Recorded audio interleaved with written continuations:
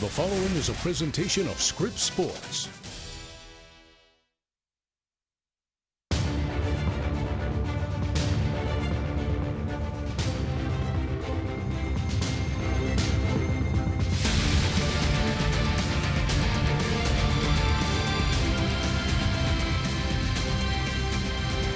Live from the Northern Quest Resort and Casino, this is the Big Sky Conference Hall of Fame induction ceremony. Now here's your Master of Ceremonies, John Casper. Good evening. Welcome to the 2026 Big Sky Conference Hall of Fame Gala from the Northern Quest Resort and Casino in Spokane, Washington. I'm John Casper, Senior Associate Commissioner, and I am honored and privileged for the fifth time to serve as your host for tonight's gala. That makes me the sole member of the Five Timers Club. Unlike Saturday Night Live's Five Timers Club, though, I have not received a robe or a coffee mug. But Colleen, I want you to let you know I have my eye on that robe upstairs, Colleen from Northern Quest, hoping I might be able to take that and no one will notice. I am joined on the stage for the third straight year by my talented colleague, Megan Robinson, who will be conducting our interviews tonight.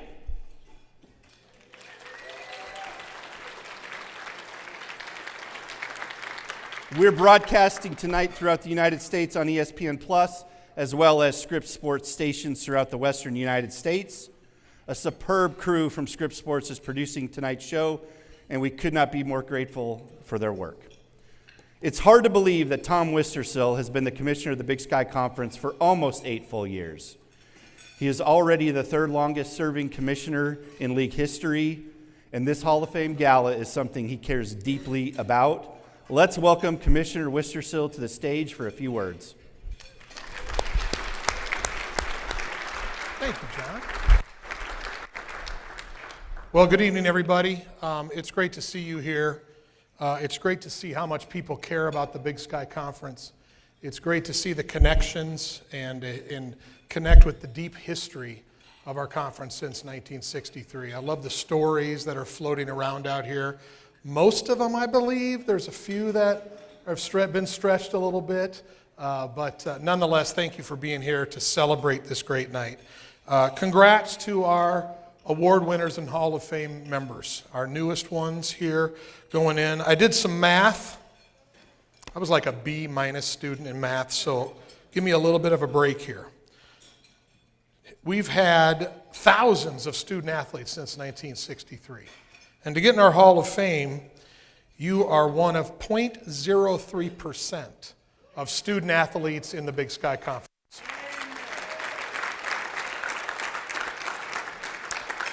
That's 300. So this is truly a special group that deserves it for the work they've done, distinguished both on and off the field. Here, the friends, the coaches that make college athletics special. I've got a couple of thank yous I want to make quickly. Northern Quest, Colleen Wallace is here. I think Colleen's back here somewhere. Thank you to Northern Quest for your great partnership.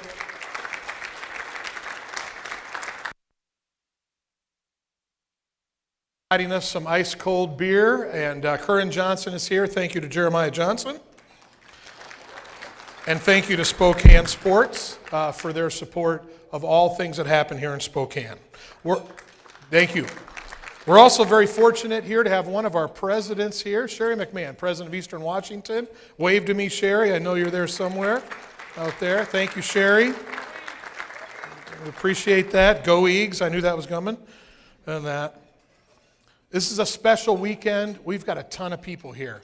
Last year we started bringing our Student Athlete Advisory Committee here, and that's been a wonderful experience to get student athletes, non-football student athletes, connected here to the Big Sky and its history. So love having our Student Athlete Advisory Committee here. If you can just kind of wave here if you're a member of the Student Athlete Advisory Committee.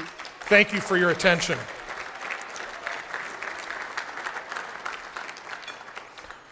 I want to thank our coaches that are here, our assistant coaches, members, athletic directors, members of the athletics.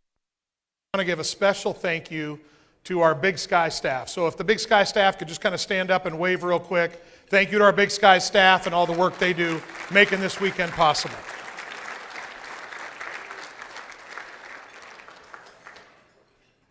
I don't have to tell you too much about the state of college athletics right now. It's a crazy world out there. We got a lot going on. I've spent more time talking to elected officials and people connected with them in D.C. over the last 6 to 8 months trying to get some things moving than I ever thought I would. There's some choppy waters out there.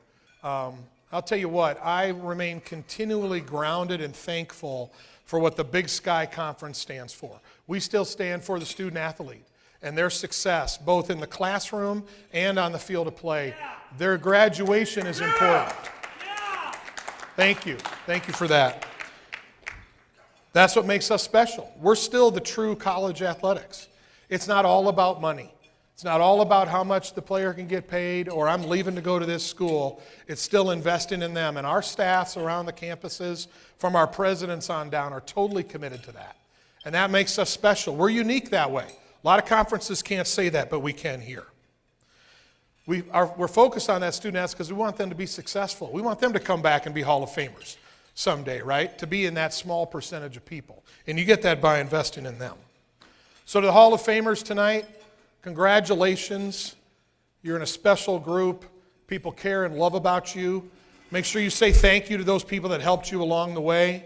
I'm the son of 2 coaches, and nothing makes them more happy when a former student athlete reaches out to them.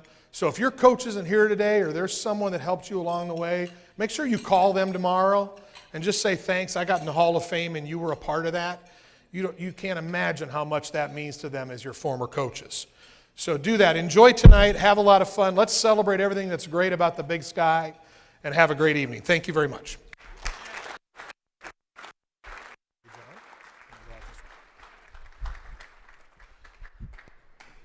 All right. There's a few other people we need to recognize tonight that are in attendance.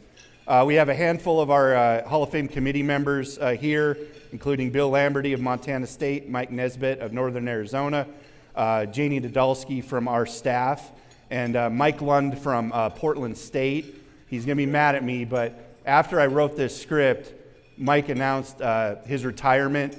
So after 37 years at Portland State, Mike will be retiring at the end of this month, which is like next week. So I think this kind of came as a shock to us all, but just wanted to publicly thank Mike for his friendship and his work, not only on this committee. I also say, in all my years of playing golf, he's the only person I've ever played golf with who got a hole-in-one while I was golfing with him. So I will have that for the rest of my life. I still have never gotten one. This is an all-star group with unmatched historical knowledge of the Big Sky Conference. They do so much work on this, not only during our process of voting, but throughout the year, and help bring forward the nominations from their respective schools. So thank you so much. We also have 26 football players here tonight, the Student Athlete Advisory Council. I hope that you all leave here tonight inspired by the stories that you hear, inspired by these coaches and student athletes, and that you leave here striving to one day be up here on this stage, if not in the Hall of Fame, maybe to replace me as the host. We're also honored to have Bob Nielsen from the American Football Coaches Association in attendance with us, and we have one former Big Sky Hall of Famer who was inducted a couple of years ago, Kim Exner from Eastern Washington Volleyball. I think she's here. I didn't get to see her before, but okay. All right, it is time to focus in on our sensational Hall of Fame class. This year's class includes 2 NCAA national champion head coaches, a former longtime administrator and successful volleyball coach. We have 2 former professional basketball stars, an 11-time Big Sky champion, a Super Bowl award winner, and an Olympian. We begin tonight with the man who won 27 Big Sky Coach of the Year honors, 28 Big Sky championships, and guided the Northern Arizona Lumberjacks men's cross-country team to the first national championship in any sport in school history.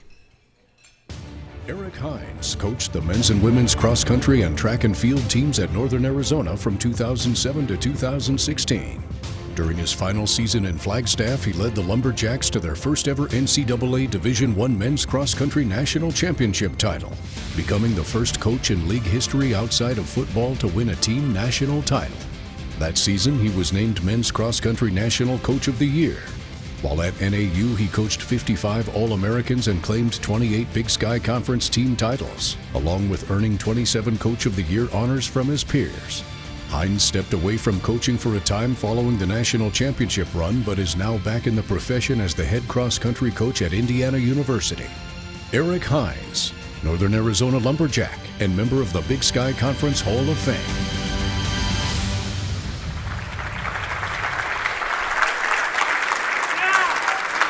And cross-country coach at Northern Arizona, he made a selfless decision.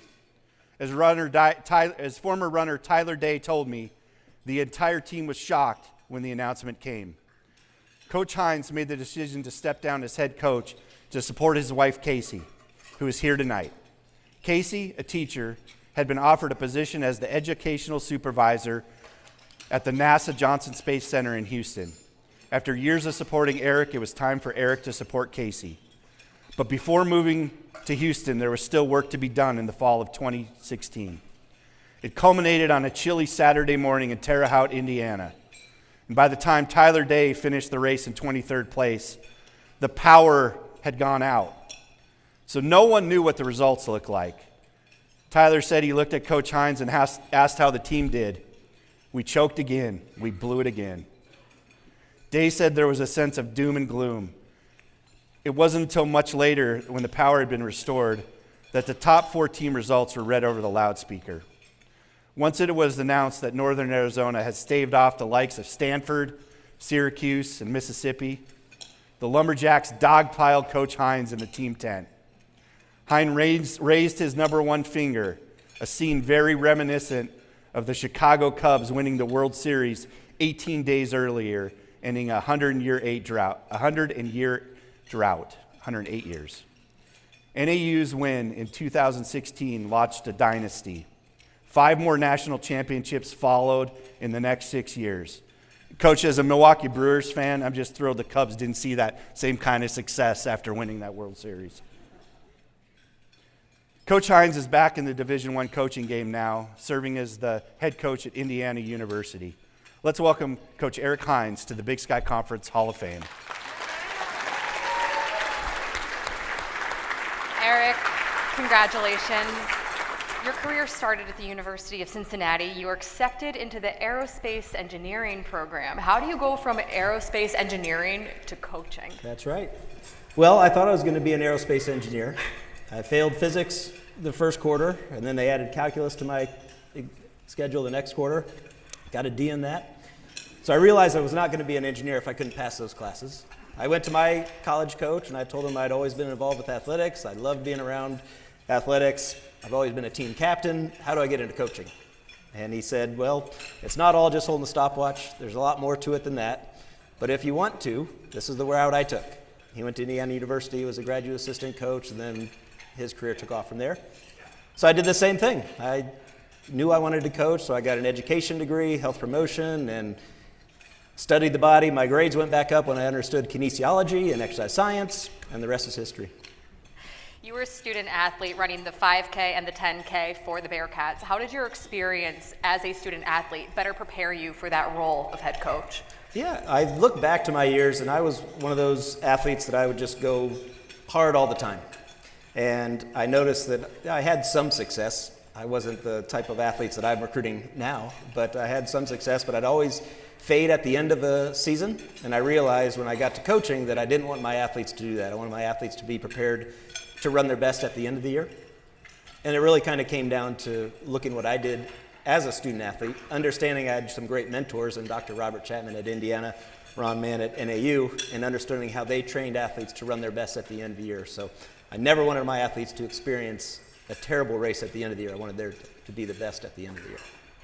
You're a Midwestern guy. You went to Cincinnati, grad school at Indiana. How do you go from the Midwest to Flagstaff, Arizona? Yeah, I had never been west of the Mississippi, and The coach at Indiana University had reached out to Ron Mann. Ron Mann was looking for a graduate assistant coach. And so I thought, when you asked me about how I get into coaching, I thought I go to Indiana, I get a degree from Indiana, I'll be coaching in no time. But that's not how it works. And you got to go volunteer, you got to be a GA. And so the coach at NAU contacted the coach at Indiana, and he said, hey, this is a really good program. And I didn't know anything about Flagstaff, I didn't know anything about NAU, but I needed something to get my foot in the door. And so moved out west and fell in love with Flagstaff, and that 2 years as a graduate assistant, I learned so much from Ron Mann, J.W. Hardy, and the rest of the staff at NAU that it really helped me then become the coach that I am. You said that you're not just going from grad student to head coach. There were a lot of steps in between. What did you learn from the process that you attribute to your Hall of Fame career? Yeah, I think in terms of that process, it's funny you bring up that, and then Tyler Day's story about the national championships. For that whole year, my wife and son were in Houston, and if I wasn't traveling back to Houston to visit them, I was going out fishing. If we weren't traveling to a meet, I would just really enjoy the process, and that we impress upon that with the group. And I really believe that it took me a long time to figure that out. Even as a coach, as a student athletes that are here, you're so competitive and you're so driven to win that if you just take a step back and look at the things you got to do to be successful, that's what made us be successful that year. And it still pains me when I hear that story, though, because I had that attitude all year, and I just slipped up in that moment, like, oh, we choked again, we lost that race. In reality, those guys ran the best they could, and they did win it. So. You won the first national championship for Northern Arizona, then you hand the program over to Mike Smith, who just has had unprecedented dominance. I asked you about laying the foundation for him, and you said, oh, no, there are a lot of people who laid the foundation for me to allow me to have that success. Who are those people? Absolutely. Again, I was a graduate assistant coach for Ron Mann, so I spent 2 years with Ron, and our men were 4th and 7th the first year that I was there, so I got to see the cross-country success that they had, and had athletes like Ida Nilsson win a national title, and Johanna Nilsson, her sister, later on. I got to be around that as a graduate assistant, and then came back to be Coach J.W. Hardy's cross-country coach, and just to see the way he managed a program. Those two coaches in particular, again, really have been pieces of that program before I was ever there. So again, I just felt very fortunate to be there at the time that I was there. As John said, you stepped away from coaching to support your wife's career. You returned to coaching in 2019. What brought you back? Yeah, again, as a family, Casey had supported me in my coaching moves, and we still have moved a lot more than I ever wanted to as a coach. But after 5 years in Houston, she had mentioned that maybe this really wasn't the job that she thought it was going to be, and if I could find a coaching job, she could get back to the classroom. And she's done a number of wonderful things since then. But that's what brought me back into coaching. At the same time, my alma mater was looking for a coach, so I started talking to Cincinnati. And then Louisville finds out that I'm interested in coaching. So got back into coaching at Louisville. Never expected to be in Louisville. And 2 years later, the job at Indiana, again, one of my alma maters, opens up. So jumped at the opportunity to get back to my alma mater. When we spoke on the phone last month, you said you never really imagined going back and coaching at Indiana. How special was it for your career to come full circle like that? Yeah. I mean, it really is special, because when I left NAU, I thought that was it. And I get asked a lot of times what it was like to leave after winning a national. Didn't I want to come back and win another one, And I thought that was the perfect way to end it. And so I did not expect to get back into coaching. Things change, and so to come back at Indiana, both my parents graduated from IU. I grew up in Ohio. My wife's family is from Southern Illinois. Our son was born in Flagstaff, so he's never been around family as he was growing up. So this is a perfect spot. We're right in the middle of both of our parents, and he gets to spend time with cousins and grandparents. So it really means a lot to me to be able to go back and hopefully finish my career at Indiana. Well, you might be a Hoosier now, but you are officially a lumberjack for life. Congratulations, Eric. Thank you. Appreciate it.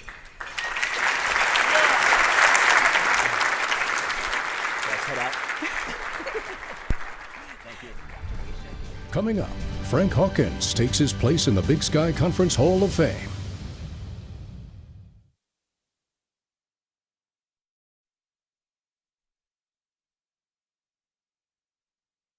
Willie Sojourner played basketball for Weber State from 1968 to 1971 and led the Wildcats to the NCAA tournament in all 3 seasons he played in Ogden. In 1969, he led Weber State to a pair of NCAA tournament wins, with victories over Seattle and New Mexico State. Sojourner was recruited to Weber State by fellow Big Sky Hall of Famer Dick Motta and became a 3-time first-team All-Big Sky selection for the Wildcats. To this day, he holds the Big Sky Conference record for rebounding with an average of 14.1 per game. In 1971, he was drafted by the Chicago Bulls in the 2nd round. He played 4 years in the ABA with 2 different teams before playing professionally in Italy. His number 35 uniform was the first retired jersey in Weber State history. Additionally, he was a dual-sport athlete, becoming an All-American in high jump in 1970 at the NCAA Outdoor Track and Field Championships. In 2005, he passed away in Rieti, Italy, where the arena of his former team was named in his honor. Willie Sojourner, Weber State Wildcat and member of the Big Sky Conference Hall of Fame.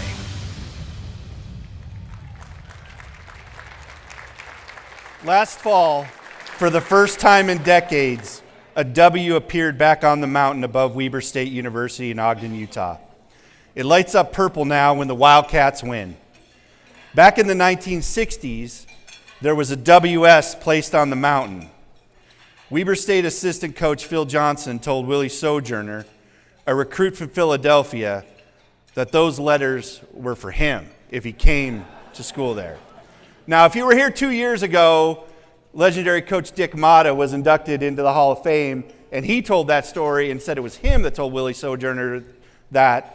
Phil Johnson told me last week that is not true. It was Phil Johnson who told him the story. But I live near Ogden, Utah, and I've often thought of the great late Willie Sojourner when I see that W on the mountain light up again. He lived a remarkable life, a life that was tragically cut short at the age of 57 in a car accident in Italy in 2005. He was a great all-around athlete. He was a star swimmer and a track and field athlete. He didn't play organized basketball until his senior year in high school. The likes of Duke, Stanford, and some Ivy League schools recruited him. But he chose Weber State because he knew he'd have a chance to play. He played much bigger than his height, Phil Johnson told me. He had really long arms and big hands, and he was great at catching the ball, and he was a good passer and a great rebounder, Johnson said. Sojourner led Weber State to 3 Big Sky Conference titles, 3 NCAA tournament wins. He averaged 19.3 points and 13.6 rebounds per game. Willie went to the ABA. He was drafted in both the NBA and the ABA, ended up going to the ABA, where he became very good friends with a basketball legend named Julius Erving. It was Sojourner who gave Irving the nickname Dr. J. We are honored to have Willie's sons Matt, Josh, and Chris, along with their significant others here tonight, and 2 of Willie's grandchildren.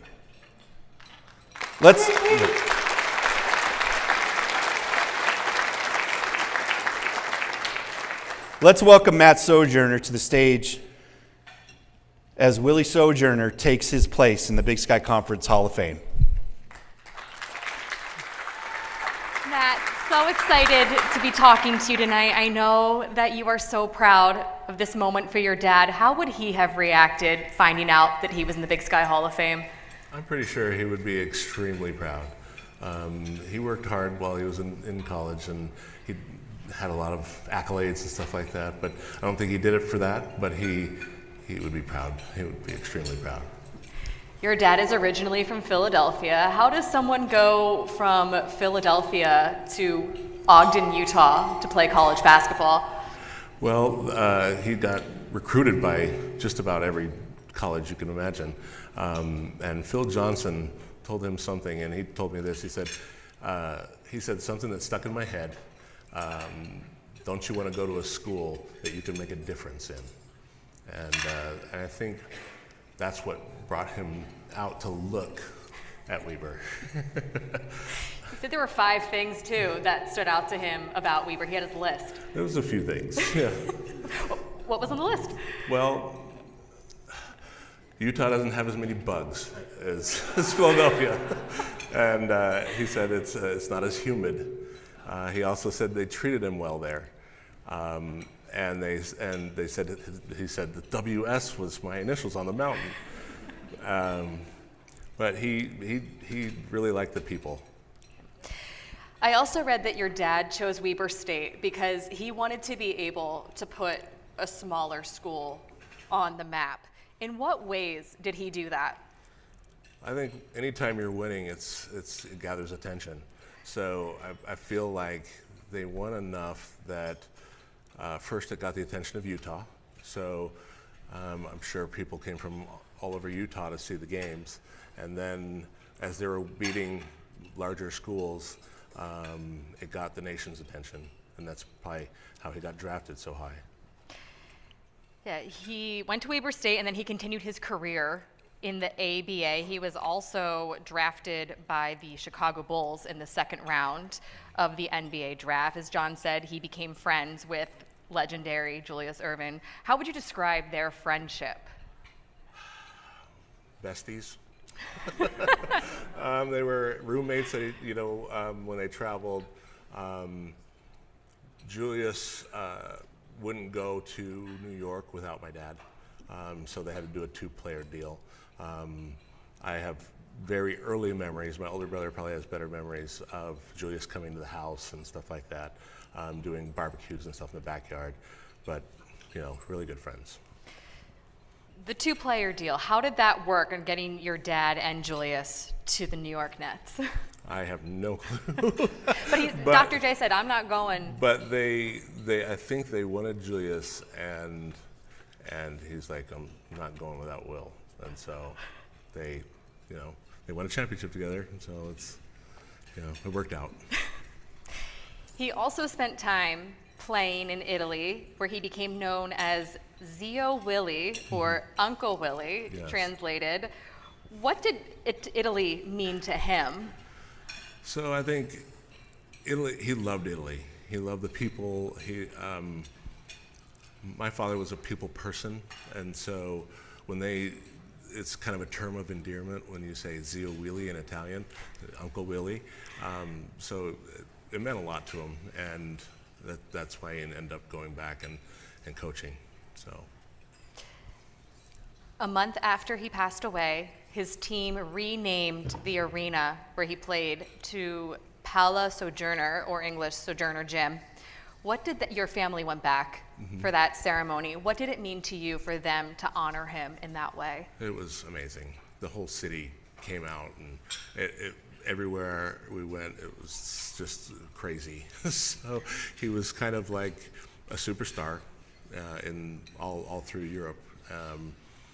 And when he was there playing, it was kind of like commercials and movie type things, and it was kind of a little bit crazy. But when we went back, we were just really honored to have the Sojourner Arena.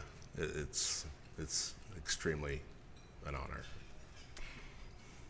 He's a superstar around Italy. However, to you, he's just dad, and his teammates say for as good as he was on the court, he was an even better human. What was he like just as a dad? A little bit cheesy. Always making up dad jokes. Love dad jokes. Extremely corny. Very focused, very driven, but very patient, very loving. He was a people person, always happy, always bubbly. I think just fun to be around would be like one of the best things to name him. Like it was just a good time. He was only serious when he absolutely had to be, and he never met a stranger. And he would spend as much time as he could signing autographs and making appearances and stuff like that. It was pretty amazing to see. He chose Weber State to help put a smaller school on the map, and since his time there have been players like Hall of Famer Damian Lillard, two-time NBA champ Dylan Jones. What do you think it would mean to your dad to see Weber State emerging in that way? I think he would be proud. And just like anybody with an alma mater, I think you always want to see the people that go to your alma mater succeed and do well. At the same time, if you've ever been into sports, you know that your competitive side, he would probably said, in my heyday, I would have been able to beat them. so I think he would be proud, and he would always have his eye on the athletes that come from Weber. Well, Matt, we are so honored that you were here tonight representing your father. Congratulations to you and your family on this achievement for him. Thank you for this.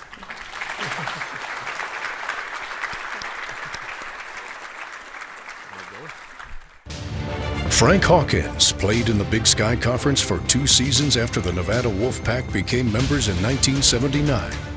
During his career in Reno, he was a 2-time first-team All-Conference selection in the Big Sky and a 3-time All-American. He finished his career as Nevada's all-time rushing leader and 3rd in the NCAA. In 1979, he led the Wolfpack to the FCS playoffs, becoming the first Big Sky team to qualify. When he moved on to the NFL, he was a 10th-round pick by the Oakland Raiders, where he went on to win a Super Bowl. Following his football career, he became the first African-American to be elected to public office in the history of Las Vegas, serving 4 years on city council. Hawkins, number 27, is retired by Nevada, and he was inducted into the College Football Hall of Fame in 1997. Frank Hawkins, member of the Nevada Wolfpack and the Big Sky Conference Hall of Fame.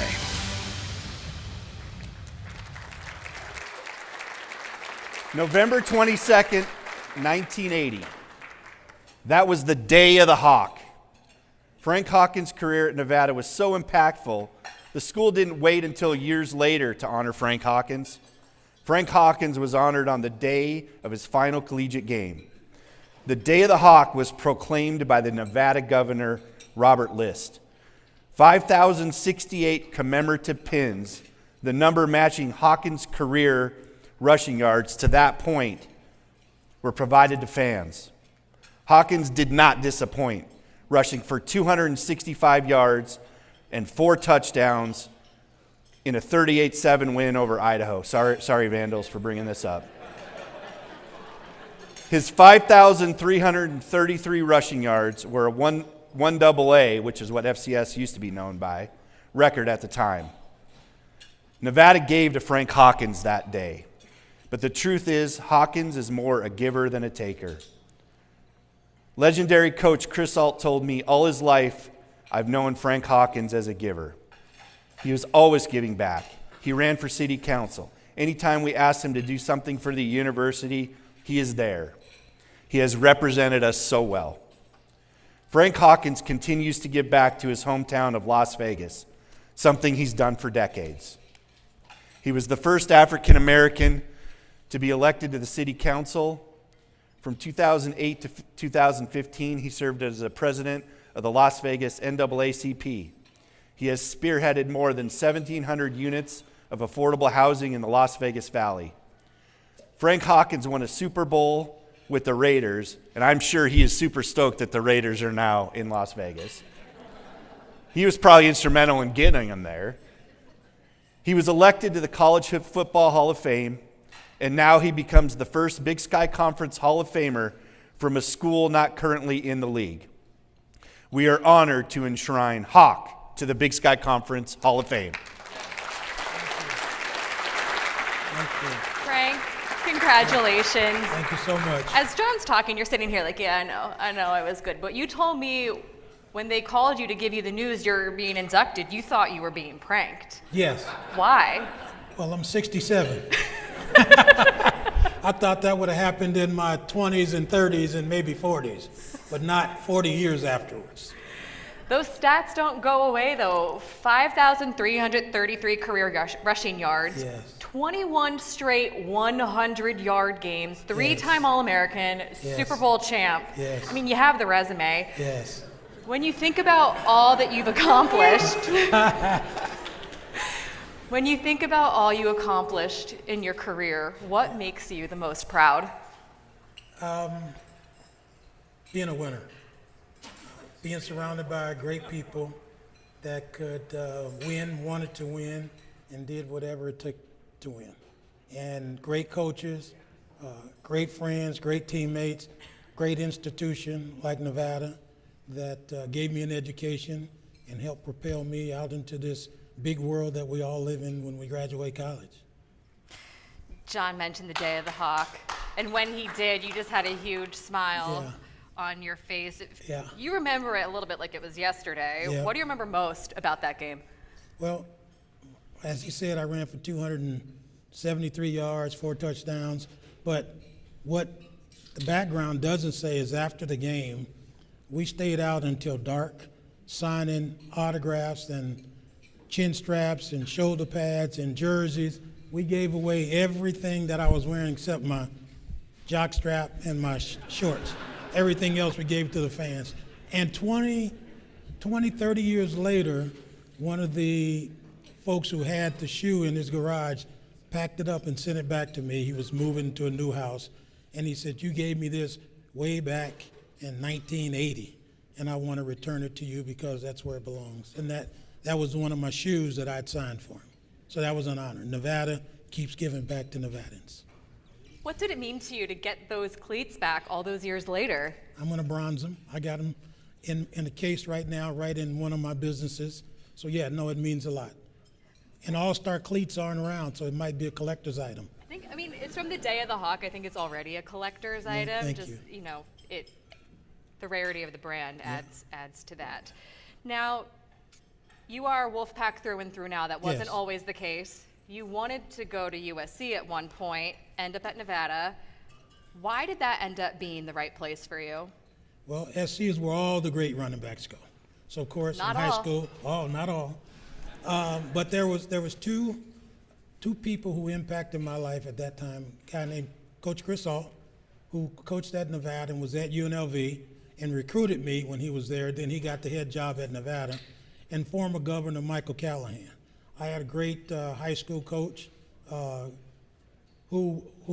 Smith, who when we won, everybody won, so he taught the teamwork. But Governor Mike and Coach Ault convinced me and my mother, of course, that Nevada was the best place to go. And my mother said, "Are you going to take care of my son?" And they said yes. And when I got there, they introduced me to my counselor, who said to me, "I don't care what you do on the football field in 4 years, because if you're as good as they say you are, you'll be here. What I care about is what happens to you in 40 years. And no one had ever said that to me before. And for 4 years, he stayed on me. I was a student athlete. I graduated. And when we went to the Super Bowl, Mr. Bronstein was his name. I sent him Super Bowl tickets to join us.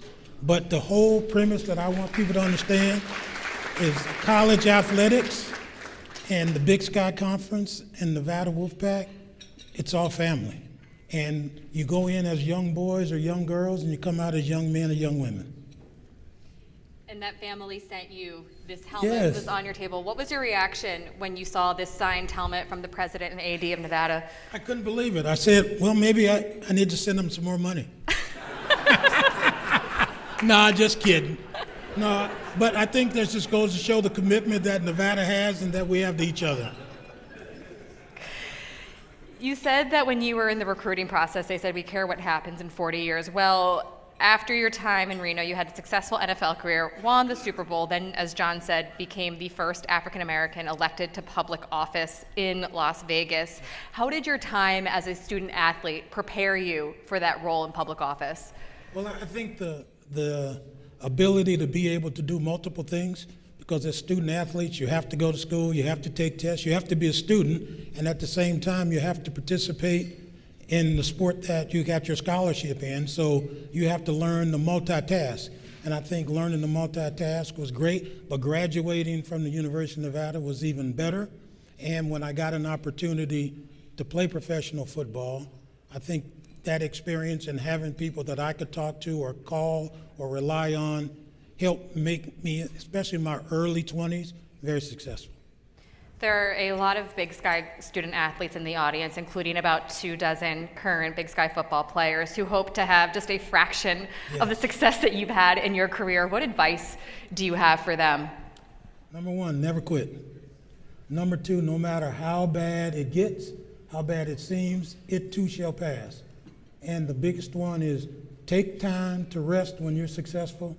Enjoy it a little bit. That's one of the faults that I have. I just kept going to the next thing. But we all need to take time to rest, but be committed to you. And when you are successful, help the next person up, give a hand, because so many people as student athletes have reached out and made me a success, and I try to do the same. So give back, take what you can, be a sponge. This is a big world. It's a capitalist world, but we can all be successful. If you're successful and you're in college, you're halfway there. You just keep building on those successes. Well, congratulations and welcome to the Big Sky Hall of Fame.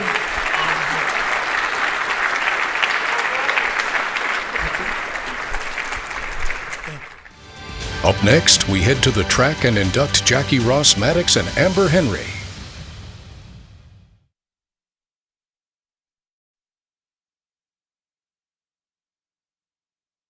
Jackie Ross Maddox competed on the track and in the field for the Idaho Vandals from 1989 to 1993. During her collegiate career, she was a 10-time Big Sky Conference individual champion. Maddox was named Most Outstanding Indoor Field Athlete on 3 different occasions in the Big Sky and qualified for the National Championships in 1991 for triple jump. In 1988, she was an Olympian for St. Vincent, becoming the first female Olympian to compete under the St. Vincent flag. She finished 26th at the 1988 Olympic Games in Seoul, South Korea. To this day, she remains the school record holder for triple jump at the University of Idaho. In 2014, she was inducted into the Idaho Vandals Athletics Hall of Fame. Jackie Ross Maddox, Idaho Vandal and member of the Big Sky Conference Hall of Fame.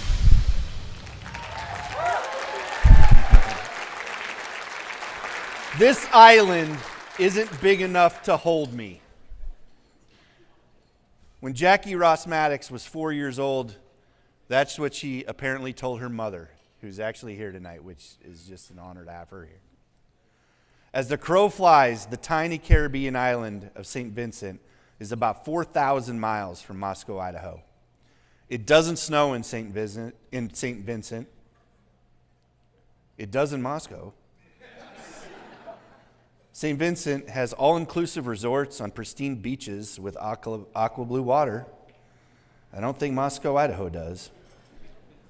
When Jackie Ross Maddox arrived in Moscow, Idaho, she did so in a blizzard in 1989.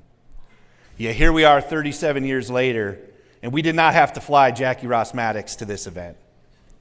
Jackie, her husband, and 4 children hopped in the car yesterday and drove to the Northern Quest Resort and Casino from their home in Spokane. Maybe Spokane and this area is just too big to contain you. You can't leave. But this area is home for the 10-time Big Sky Conference champion who still holds Idaho's school records in the indoor and outdoor triple jump. Jackie Ross Maddox is a true pioneer. Not only was she the first person in her family to attend college, but she was also the first female from St. Vincent to compete in the Olympics when she qualified in the 1988 Olympic Games in South Korea. She finished 26th in the long jump. It should be noted that she qualified for the Olympics before ever attending the University of Idaho. And on her first career attempt in the triple jump at Idaho, she set the school record with a 42-foot jump. And this isn't part of my script, but it's something I've learned through some stuff her husband sent me the other day and just my interactions with her. This woman is so humble.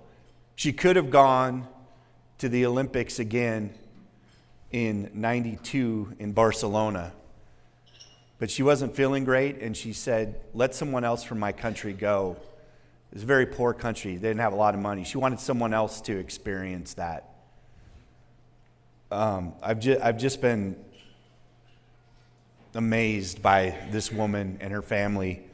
I remember calling her for the first time to tell her she was going in the Big Sky Hall of Fame. I think she thought she was being pranked by someone.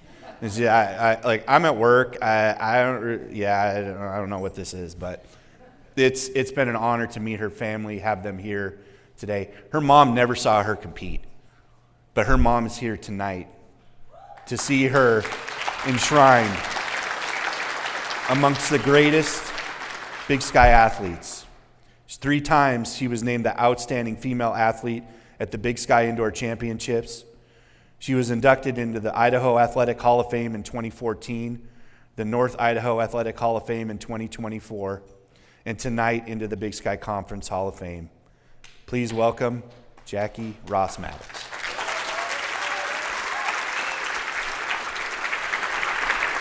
Jackie, congratulations on yet another Hall of Fame induction. Does it ever get old? I'm not sure.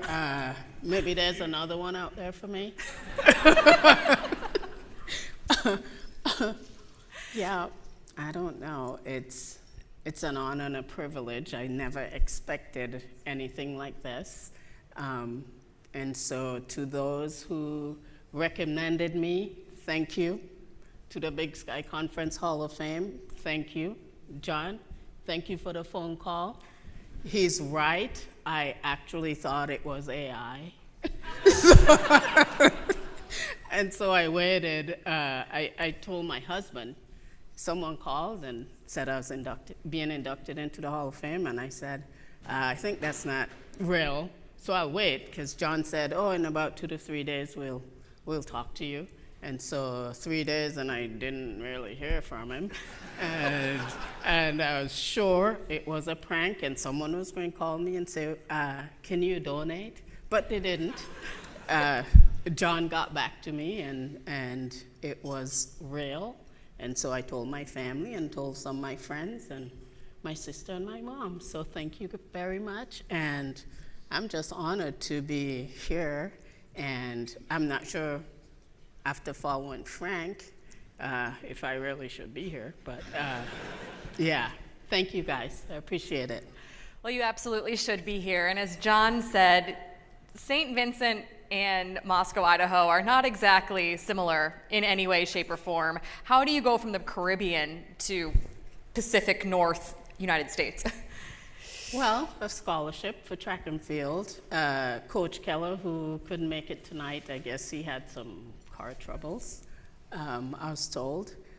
He came down to the Caribbean to watch Caribbean Championships and Carifta, and we had a couple of my teammates from St. Vincent who was already at Idaho. And so after I won Carifta, he talked to me and then talked to the coach, the women's coach, because he was the guy's track coach. And that's how I got here. It was a blizzard when you arrived. You said it felt like the movie Cool Runnings when the Jamaican bobsled team arrives in Calgary, if anyone is familiar with that scene. How did you adjust to such a drastic change in climate?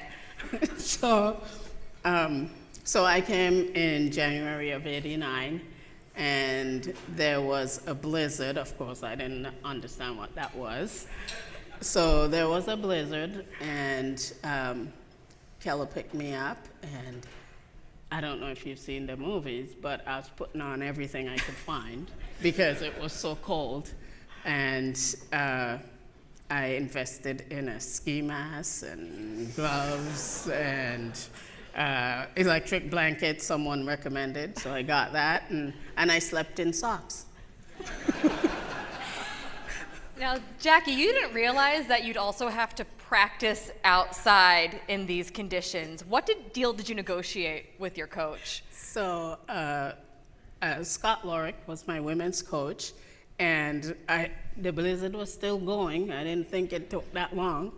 And he said, we have practice outside today. And I go, no, we don't. We don't have practice outside today because I can't walk in snow. I really can't run in snow, so we're not practicing outside today. I'm sorry. And so I go, is there anything I could do? You know, and we kind of worked it out, and he allowed me to work out inside, so I ran up and down the Kibidome stairs, and if you know what those are like, it was punishment enough. So.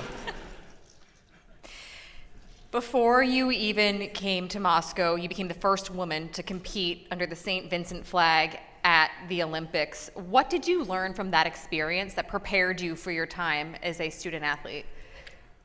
So I would say it gave me the confidence as a freshman to compete. It gave me the confidence to say no to my coach. I'm not running in that.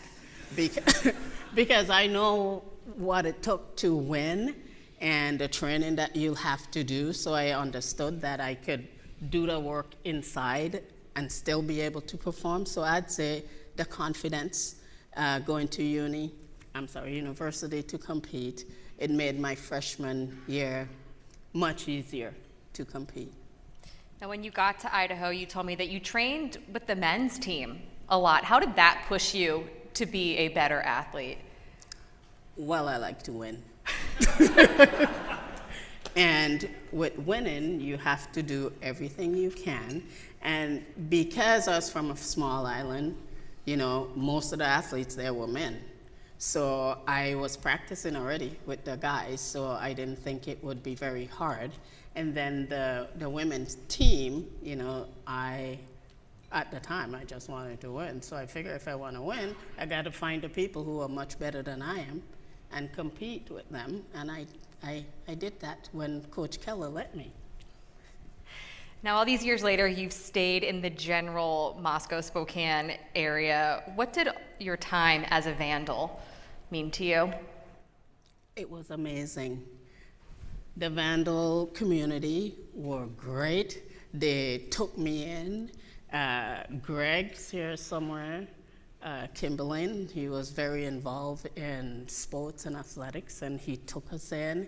And I'm not sure how many people know, but for foreign athletes, when you show up in America, you're excited to compete. And then in the summertime or Christmas time, they kick you out. And so you needed some place to go. And if you didn't have support, then you could be homeless. But I wasn't. Greg was gracious, and I met my husband my freshman year, and so I had a place to go. So, and my husband's mom's here, and she's sitting in the audience, and she was gracious. She took me in for Christmas time, and I got Christmas presents. We didn't do that. So, yeah, so the Moscow community, they love to take care of their athletes, and I appreciated all their helps. Go Vandals. Well, Jackie, congratulations on an incredible career and your induction into the Hall of Fame. Thank you so much. Do I leave? Thank you, guys. Amber Henry was a distance runner for the Weber State Wildcats from 2010 to 2014. During her career, she was a 3-time All-American for the Wildcats and an 11-time Big Sky Conference champion. She qualified for 2 NCAA cross-country national championships and earned All-American accolades in 2012. She was also a 2-time Big Sky cross-country individual champion. Her other 2 All-American titles came in the 3,000-meter steeplechase, becoming the first Wildcat ever to earn that title in the same event twice. In 2022, she was inducted into the Weber State Athletics Hall of Fame. Amber Henry, Weber State Wildcat, and member of the Big Sky Conference Hall of Fame. I'm so glad we did these two back to back, because this is like our fierce female track and field athlete segment. That was amazing, Jackie. And so is Amber. Amber is cowgirl tough. She grew up on a ranch outside of tiny Robertson, Wyoming. I sense she may have fit right in on the television show Yellowstone. During one race, she dislocated her elbow, popped it back in place, and kept running. In another, she ran with a broken collarbone. Amber Henry captured 11 Big Sky Conference titles in cross country and indoor and outdoor track and field. 3 times she was an All-American. When the Big Sky announced its 50 greatest athletes on the men's side and 25 greatest female athletes back in 2013, she was the only active student athlete named to either list. Amber Henry is one of the most decorated distance runners in Big Sky history. Former Weber State track and field coach Dan Walker recruited her out of Mountain View High School in Mountain View, which is near Robertson, because Robertson has a population of 95, so they didn't have their own high school. Dan Walker hoped she would be the school's next great multi-events athlete. Dan told me she was a star volleyball player, basketball player, track and field athlete in every event they put her in. So he thought she was going to be their next great conference champion in heptathlon. But when she got there, she exploded on the scene as a distance runner. Jim Blaisdell had a discussion with Dan Walker, and they knew she could do great things beyond the conference as a distance runner. I want to note that Dan Walker had to fight back tears when I was talking to him about his time coaching Amber Henry. She means that much to everyone around her. Walker called her a great family person who cares about everybody. She just has the compassion gene in her. She is so respectful of everybody. This is a big week for the Henry family. Amber is here at the Hall of Fame, but she needs to get back to Mountain View quickly, because on Monday, her son is showing his first steer at the county fair. I saw this steer today. That thing, oh my goodness, that thing's huge. So we need to get her going and back to Wyoming for this. But let's welcome Amber Henry to the Big Sky Conference Hall of Fame. Amber, congratulations. When we spoke on the phone last month, you downplayed your career, but it's a Hall of Fame career. That's how we all define it in this room. John just listed your accomplishments. How would you define it? Stay together. I really am so grateful for the opportunities I had to run. I would define it as just showing up every day, something I do every day still. So I feel very honored that I had all the opportunities I did. You were a 3-sport athlete in high school, and you said you basically only ran a total of 4 months of the year when you were out of season for your other sports. Why did you excel at track, or cross country, excuse me? If you ask my mom, she said I was running while in her stomach. So I think I was always very active. Anytime there was a break in sports, once I had started sports, my mom said I would just drive her crazy, and she'd just send me outside to run around the house and have my other sister time me to see how quick I could get around the house. So I think I was just built to be busy and running, and that might have been why I did okay at running. I loved running through the fields. I wasn't a very good roper on the horse, so it was easier for me to just chase the calf and tackle it. So that might have shaped some of my running abilities. It's also where your toughness comes from. I mean, John talked about you dislocating your shoulder, collarbone, elbow, broken collarbone. Sorry, getting ahead of myself. What happened at the 2012 Big Sky Outdoor 1500 meter final? Oh, it is one of the few races I can remember every step.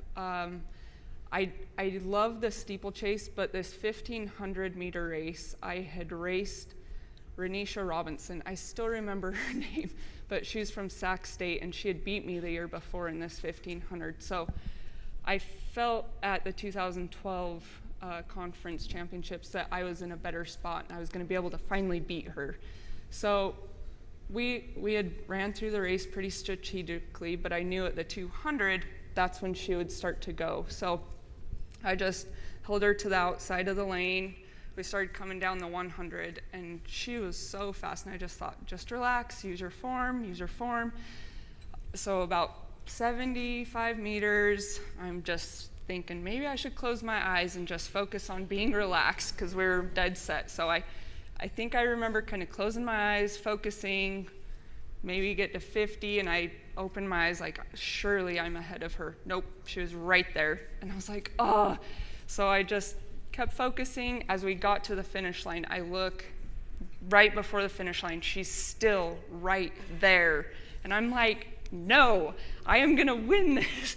And so I lean forward, because I remember like your chest is the part that they'll stop the time. And I leaned forward and I tumbled and I came down on my shoulder, and I remember like flipping up, and we're both just staring there at the scoreboard across the way, just waiting to see who won. And I had won, and I was just like, I did it, I did it. And I like feel my shoulder, it's hurting. I think, oh, it's okay, it's just a little road rash, whatever. I go to cool down because I think that was the last race of the meet for me. Yeah, then it was a 4x4 relay. So I went to cool down, and it was starting to hurt more and more. And we get on the bus to head back to Ogden from Bozeman, Montana, and it just started aching more and more, and I couldn't use it quite right. And I told the trainer, like, I don't know, man, my shoulder's hurting me. And he said, yeah, well, here's some ice. If you did something big, you probably would have felt it then. I'm like, maybe. So we get home. The next day at practice, I show up, and I'm like, Coach, it hurts so bad.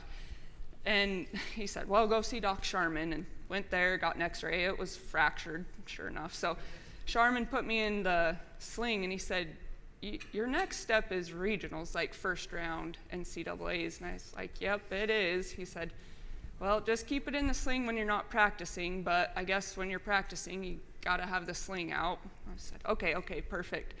Well, at that time, my form in the steeple, I would throw my arm. There's a lot of pictures of me throwing my arm when I'd go over the water jump. That was the moment I quit throwing my arm, because when I'd go over those hurdles, and I'd just keep it in. So I think it was a blessing in disguise. Well, then you competed at the NCAA regionals with the broken collarbone, qualified for the championship where you competed in the steeplechase and sustained yet another injury. Yes. That was so frustrating, but so awesome. I showed up to Texas for the first rounds, and I had, on our last water jump practice, my collarbone had started to feel better in the 2 weeks.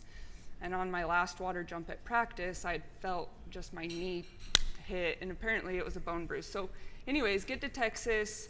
It was honestly a miracle that I could run, and I could only run up in gait. So like jogging, it hurt so bad.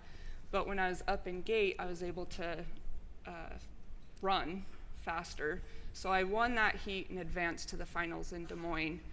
And that's about 3 weeks had gone by, and I was like, okay, I made it here. It's gonna be great. This is gonna be good.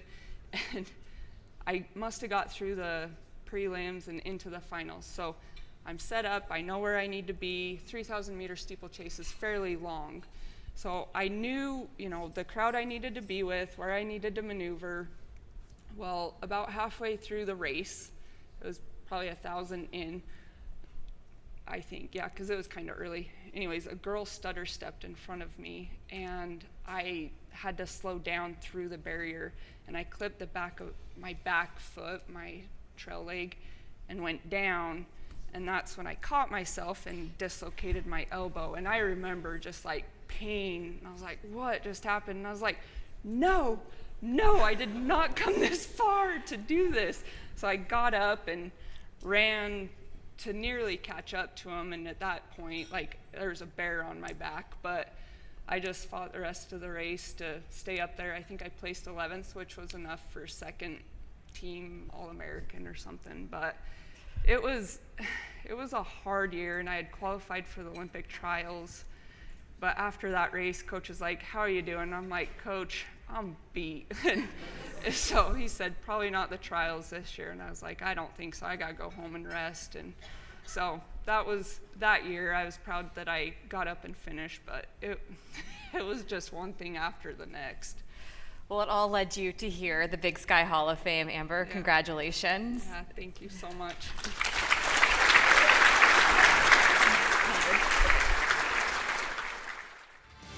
Still to come, Michael Ray Richardson joins his fellow Grizzlies in the Hall of Fame.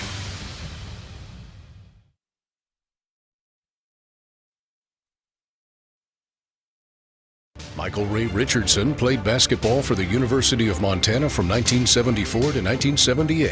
He was the first ever three-time Big Sky First Team All-Conference selection for the Grizzlies and led them to an NCAA tournament victory over Utah State in 1975. Richardson set the program's single-season scoring record during his time in Missoula, averaging 24.2 points per game.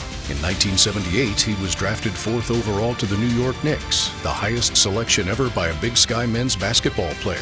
He had an 8-year NBA career with a trio of teams, suiting up for the New York Knicks, Golden State Warriors, and New Jersey Nets. During his time in the association, he was a 4-time All-Star and 2-time All-Defensive First Team selection, along with winning Comeback Player of the Year honors in 1985. In 2025, Richardson passed away in Lawton, Oklahoma. Michael Ray Richardson, Montana Grizzly and member of the Big Sky Conference Hall of Fame.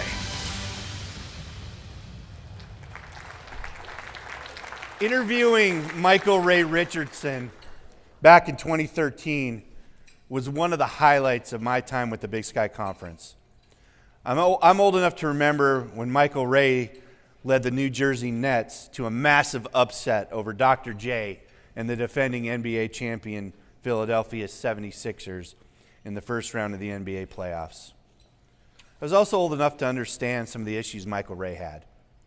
By 2013, when he was named one of the greatest Big Sky athletes of all time, I sensed Michael Ray was happy, healthy, and at peace. He was coaching a professional team in Canada, leading that squad to consecutive league titles. I felt profound sadness when Michael Ray passed away last November. For the younger generation here tonight who may not know of Michael Ray Richardson, know this. He was a 4-time NBA All-Star, a 2-time member of the All-NBA defensive team. He was the NBA Comeback Player of the Year. He was drafted ahead of Larry Bird. Magic Johnson once said, Michael Ray is a guy who played just like I played. Every time I saw him, he went right at me. Magic also said Michael Ray liked to talk a lot of trash, like all game long, talk a lot of trash. He was recruited to the University of Montana by legendary coach Judd Heathcote. Sugar Ray scored 1,827 collegiate points and was first team all-conference 3 times. As a freshman in 1975, Montana won its first NCAA tournament game with a win over Utah State. The Grizzlies almost beat UCLA that year. We are honored tonight to have Michael Ray's widow, Kim, in attendance. Kim, could you please stand? They were married 18 years. Thank you for being here. And this woman had a brutal day of travel yesterday. I think she was at the airport in Lawton, Oklahoma at 6 a.m., and I picked her up at the airport at 12:30 a.m. this morning. So I hope that you got a lot of sleep today and enjoyed your beautiful room at the resort. We're also honored to have Michael Ray's former teammate, Eric Hayes, here. In that game against UCLA, Eric Hayes scored 32 points, and they almost beat John Wooden's team. Please welcome Eric Hayes to the stage as we induct Michael Ray Richardson into the Big Sky Conference Hall of Fame. Eric, you were teammates with Michael Ray. When did you first meet him? When we recruited Michael Ray his senior year of high school, he came to Missoula. It was in April. It was late in the year. There really were no major college teams at that time recruiting Michael. And he came into Missoula, and we had a little open gym session. And I had what was considered, I call it a killer crossover move. And I used that a couple of times against Michael Ray, and he'd never seen it, and he got very upset. But like I told him, I said, you come here to Montana, we'll teach you the move, and you'll be able to play and help us. He went from being barely recruited at all to now an NBA All-Star, Big Sky Hall of Famer. What was your first impression seeing him play that day? He's very talented, limited. He had not been, not that he hadn't been coached, he just hadn't developed his skills yet. And actually, when he was at the University of Montana, I got to play with him. My senior year was his freshman year. And the reason he was on the floor was because of his defense. He was a great defensive player, and then, you look what he did in the NBA there also. But he was a great defensive player. He had quick hands, long arms, but he had great anticipation. He understood the game well, and I think that understanding really helped him defensively, but it really helped him later in life when he got into coaching after his NBA career was over. Now, when he arrived in Missoula, he was just Michael. How did he become Michael Ray? Well, the year before Michael Ray came to Missoula, we had another player on our team from Denver, where Michael Ray was from, by the name of Mike Richardson. And it would be very difficult to communicate if you had two Mike Richardsons. So the one that we had from the previous year became Michael John Richardson, and then Michael Ray Richardson became that name. And it's amazing, I mean, it stuck with him. He was Michael Richardson, or Mike Richardson, when he came to Missoula, but because of the fact that we already had a Mike Richardson there, we went with his middle name of Michael Ray, and that stuck with him for his life. When did he become Sugar Ray? Well, pretty much whenever he wanted. I think a lot of it had to do, there were a couple of different factors. I think, honestly, that one of our media people, whether it was a newspaper writer or our radio broadcaster, saw how fluid he moved and how well he did things, just kind of came up with that nickname of Sugar Ray.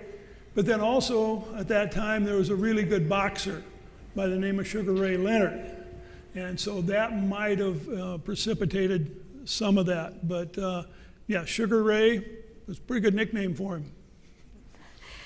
You talked about his defense. What intangibles did he bring to the court? I think number one was his anticipation. He did lead the NBA in steals for a number of seasons, and you can't do that by just playing. You have to be able to anticipate what the player you're guarding, what they're going to do, or recognize when the pass is being made and use he had great length in his arms, and he was able to deflect a lot of passes. He also had very quick hands. Those are things that make you a really good defensive player. Plus, like I said, when he was a freshman, the reason he was on the floor was because of his defense. And if that's the only way you're going to get on the floor, you're going to play a little bit harder that way.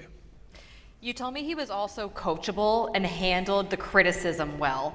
How important are those qualities to the success of a college athlete? Well, they were very important at that time. We played for a coach that was very demanding. He was very critical, but he also had your best interest at heart.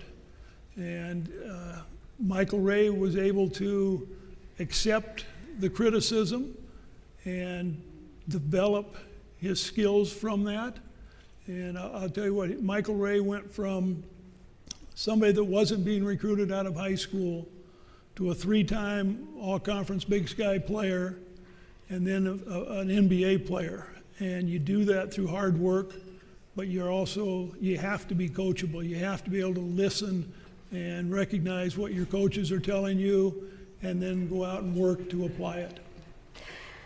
After he graduated, you were a senior, he was a freshman. Fast forward several years, you invited him to help coach at a fundraiser and decided let's play some pickup basketball the night before. What happened between you two in that pickup game? Well, when I played with Michael Ray like I said, when I was a senior, he was not an offensive player whatsoever. And so when we're playing this, we had my high school coaches, we got together, we had invited Michael Ray in to play with us. And so, of course, I'd only been out of college 2 years. And actually the year before I'd been at Michigan State and had the opportunity to do some open gyms with Magic Johnson and Greg Kelser. So I knew what some good basketball players looked like. And so I got to guard Michael Ray. And that humbles you quite quickly. But we were playing a full court. And again, who knows why us old guys would be playing full court. But we're playing full court, and Michael Ray is in transition. And I'm sprinting back defensively, and I can see him out of the corner of my eye. And I know there's no way I can cut him off. So what I'm going to do is I'm just going to quickly turn, spin, and take the charge from him. Back then we were able to give up our bodies and take charges, and it was part of the game. And so I've got him. I know I've got him. So I just quickly turn, take the charge, and the next thing I know, the ball is being bounced over my shoulder. He takes one more dribble and dunks it.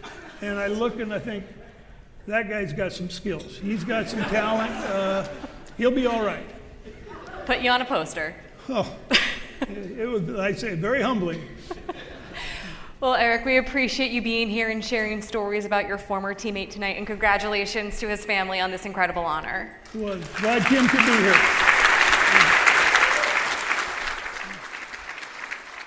Pam Parks worked at Eastern Washington University in various positions for 5 different decades. She started her tenure in Cheney as a successful volleyball coach, leading the Eagles to 3 NCAA tournament appearances in 1989, 1998, and 1999.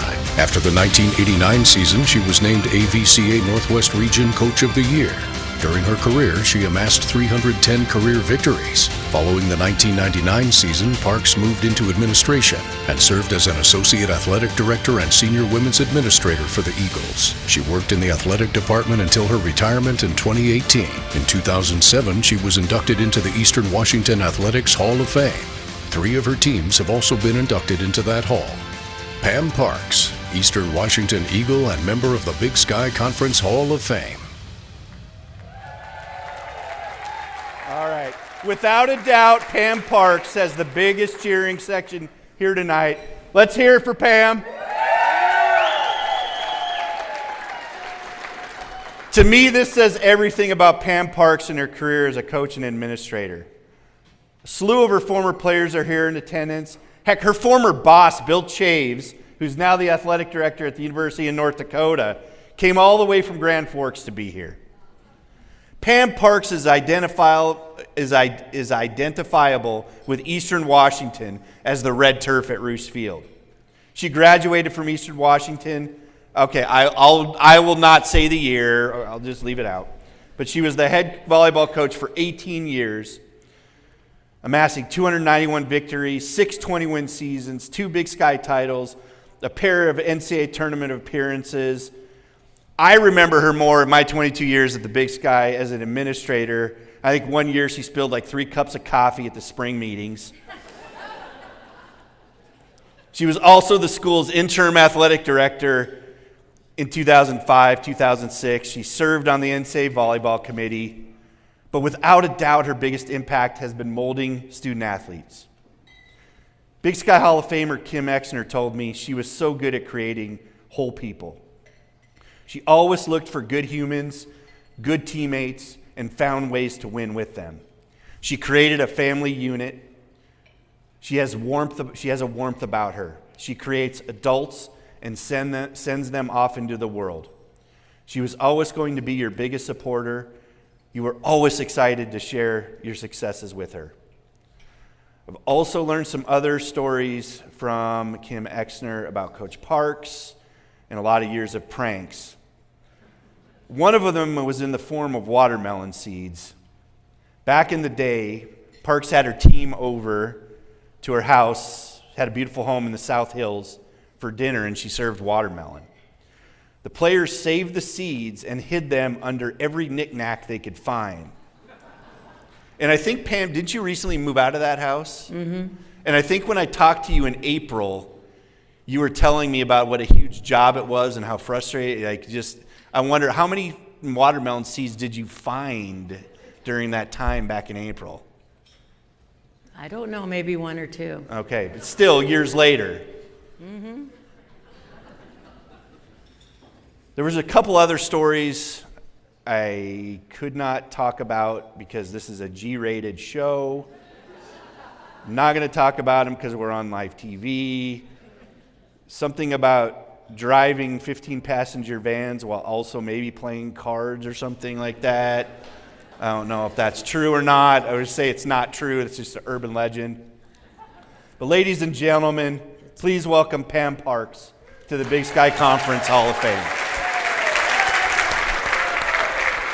Pam, congratulations. As a Hall of Famer, you are objectively one of the best volleyball coaches to ever do it. What are the qualities that make a good coach? A lot of the things that I didn't do early on in my career, just finding the right athletes, learning to love them for what they were, and then trying to find ways to bring out their skills in a better way, helping them in the classroom, those kinds of things. That helped develop the whole player. So that's what I did. You said you didn't do those things earlier in your career. At what point did you decide to change your approach? I think I told you on the phone, I started coaching college volleyball at the first time at age 23. Some of my players were not 20 and 21. And so I was just, as I say to people, I was just dumb enough to think I could do it, you know. But I really I loved the game, and I loved them, and I loved playing, and I wanted them to be successful, but I was not really thinking about the total person then. I was just trying to find my way in the career, and so I wanted to do more, but I just was so focused on the game at first and not the person, and so it broadened as I worked longer. You also told me that you weren't always patient and that you were terser in your approach to coaching. How did you know you had players that could handle that kind of tough love? Well, I think as I was talking to the SAC committee today, I think I was terse because I was so close to their age, and I felt like I needed to be a certain way, like I had to be the head coach, you know, and that required a certain persona. But in reality, I just needed to be myself and work with them. But you do have to be strict with them sometimes, and you knew in a very short time what players could take it and what players couldn't. And then you had a player like Kim Exner who would just make me laugh when I was really like raging against the machine. They know what that means. She would make me laugh and I could calm down. So, but you just learn as you go. And I think there were players I was harder on, and I've since apologized to them. Well, your coaching style led the Eagles to 3 NCAA tournament appearances as 88, 89, and 99. 98 and 99. Mm-hmm. Those teams are now in the Eastern Washington Hall of Fame. What made those teams so special? It was just an amazing group of people, and my assistant coach, Wade Benson, was really good too, and really added so much to the program. But they're here tonight. They're just a wonderful group of young women, and now professionals. Thank you. And they're amazing professionals. They're amazing parents, and it was them. It's all them, and that's all I can say. They were great. Now, when you took over as the head coach of the Eagles, you were inheriting a struggling program. Why did you feel you were up to that challenge of rebuilding and building something in Cheney? Well, first of all, I loved Cheney and I loved Eastern Washington University. So I wanted to come back and give back to my school. And by then I had worked at Montana State as not a volunteer, I'd been an assistant and an interim head coach there, and we had a really amazing season. But I had a chance to coach high school ball since leaving Eastern. The first time high school ball, then another university, learned the recruiting game, because you remember I'm old and they didn't have scholarships when I played the game, so I wanted to learn how to recruit players and give scholarships and so on.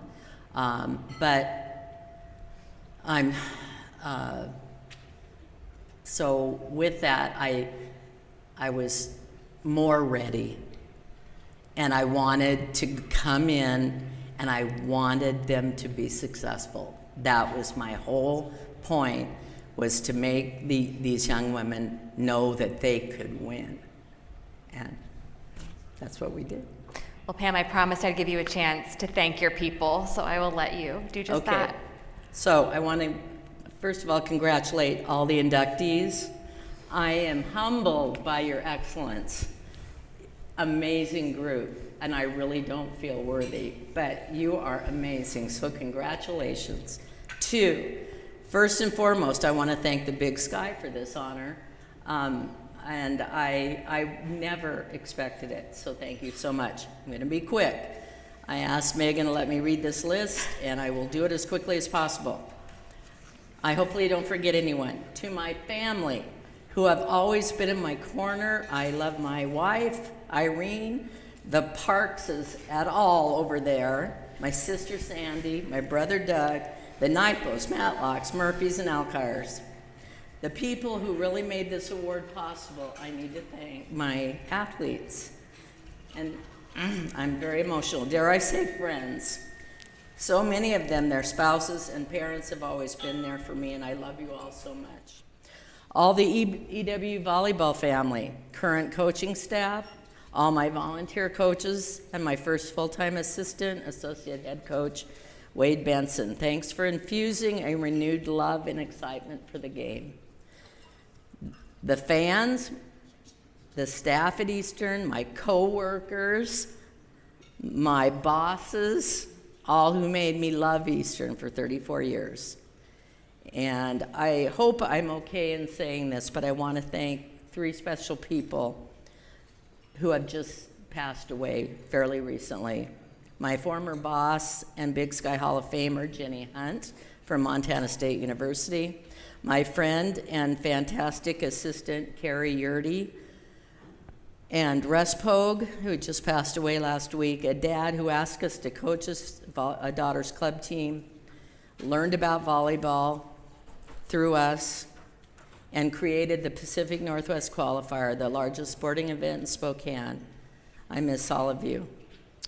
And I appreciate the opportunity to voice all these. And again, thank you, Big Sky. Congratulations. Thank you.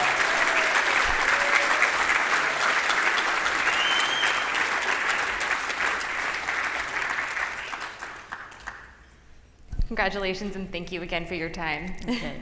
Do I get up? All right. Thank you. Coming up, the Bobcats and the Vandals take center stage when Dennis Erickson enters the Hall of Fame.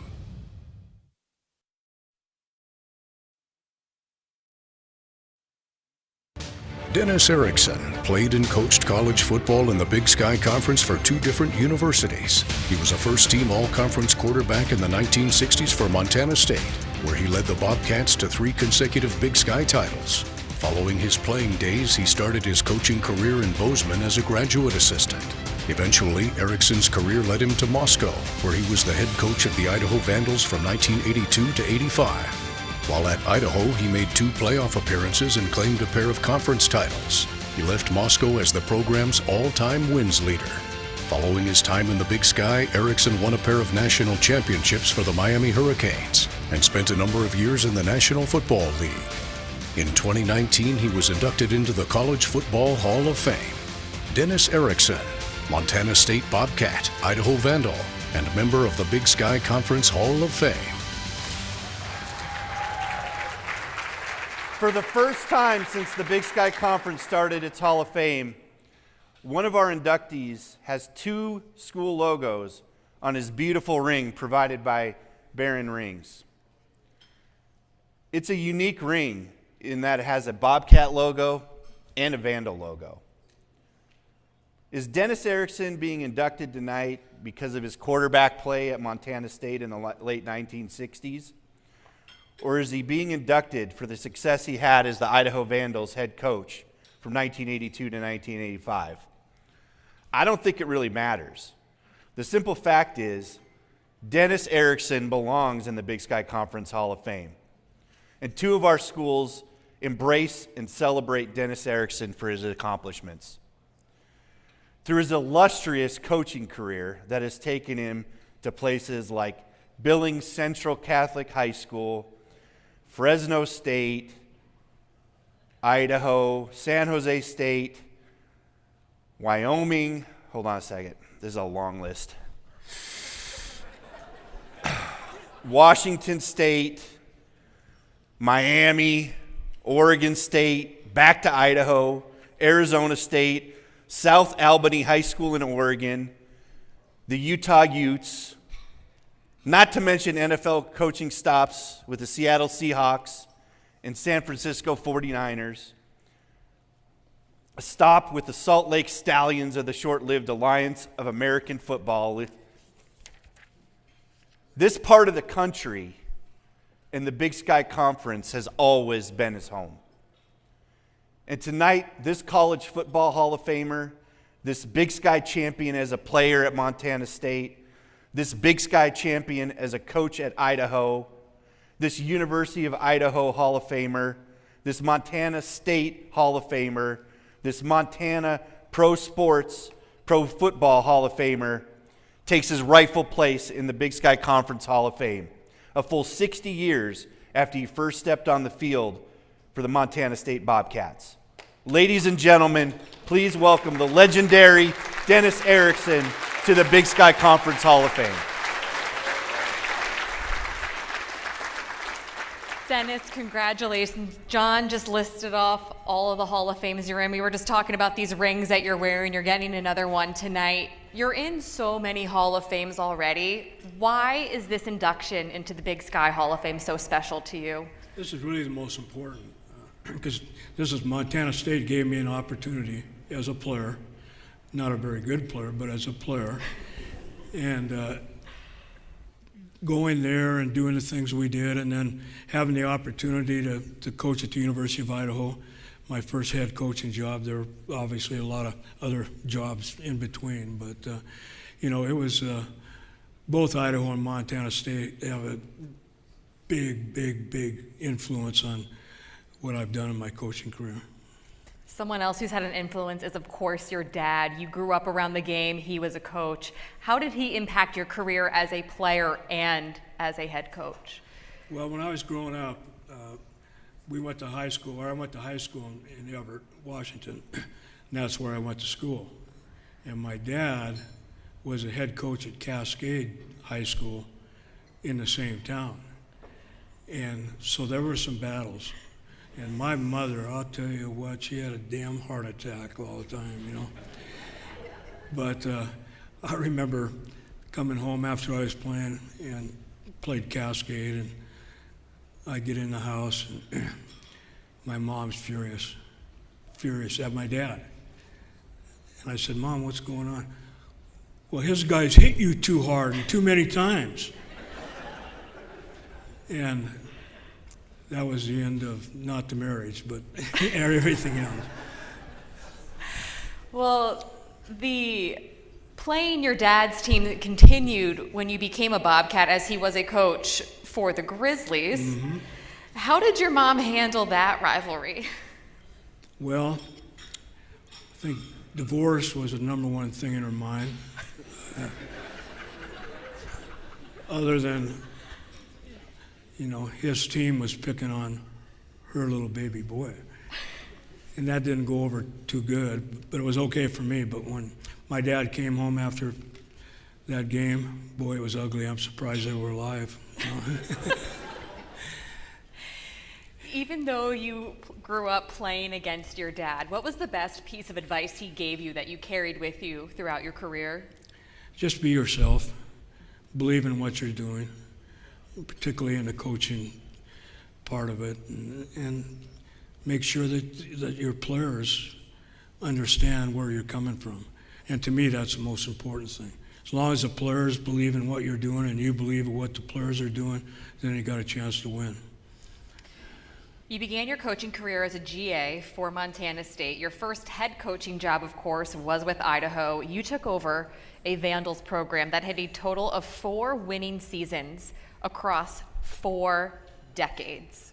Why were you up for the challenge of turning that program around? Well, there was a time that I coached as an assistant for Ed Troxel, who was the head football coach. I always thought that they had a chance to really be good in the Big Sky. Just they recruited the Northwest and things like that.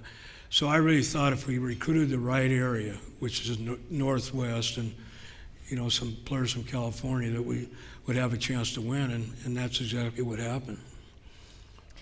Idaho was your first stop head coaching during Hall of Fame career. When you left, you were the program's all-time win leader, won 2 Big Sky titles, had 2 playoff appearances, go on to win national championships with Miami. But how did your time in Moscow lay the foundation for your success throughout your entire career? Well, it was the school and the boosters and the people that were there. I mean, they were hungry, but they had some good seasons before I got there, believe me. And, I was fortunate to have a pretty good team when I got there. And they just didn't believe in what they were doing. And we set the standard of how we wanted things done. And so we ended up winning some games. I think one of the biggest things that happened to us is when I went to coach at Idaho, I was at San Jose State with Jack Elway, who I'm sure people know. But anyway, we were really the first team at San Jose State to spread things out. And when I went to the University of Idaho, we spread things out. And we'd have one guy in the backfield, we'd have nobody in the backfield. Nobody knew what was going on. Linebackers were running into each other. And we were able to really be good at that. And that offense, in my career, continued, and I saw other teams do it. And, I was really excited about having something to do with whatever you want to call it, the spread offense, and that made a big difference. You told me this would not have been possible without the players. What do you want to say to all those guys tonight? I love them. That's what it's all about. I mean, you can chew their rear ends out when things aren't going, but if they understand that, then you got a chance to win every game. And we lost some games, but they played hard all the time, and they made some mistakes, but we were able to overcome those and win some football games, and that was what it was all about. But I think team unity, everybody being together, and that was really important. And that's how we got that thing turned around. And after I left, John L. Smith came in, Keith Gilbertson, and they kept that program going. So I'm really proud of that. Well, Dennis, it's been an absolute honor being able to sit here and talk to you tonight. Congratulations on an incredible career as not only a player, but a coach in the Big Sky. Okay, thank you very much. Appreciate it.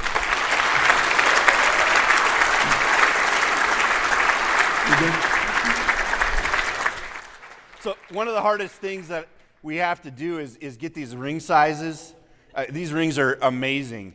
And normally the athletes are like, I have no idea, I got to go get sized. When I told Dennis, like, hey, I need your ring size, he's like, it's 11 and a half. I just had another Hall of Fame ring made. So that was the easiest ring size I've ever gotten to had to get. So, well, that concludes tonight's gala, and what a night it was. I want to thank Megan Robinson. You did a tremendous job tonight. All the Big Sky staff for the hard work they put on today. Led by that man, the commish, Tom Wistersill. Tom, thank you for letting me do this. It means a lot to me. I'm humbled to get to be part of this. I do want to point out it has been really, really odd seeing these 13 football mannequins in uniform all night long, like just standing there. I keep thinking they're going to come alive. Kim Cattrall from the movie Mannequin. But those are cool, and they'll be cool at media days, but they are a little weird there tonight. But thank you, everyone, for attending. You've been a great crowd. Thanks to the crew at Scripps Sports for a great production. Once again, congratulations to the Hall of Fame class of 2026. We will see you next July.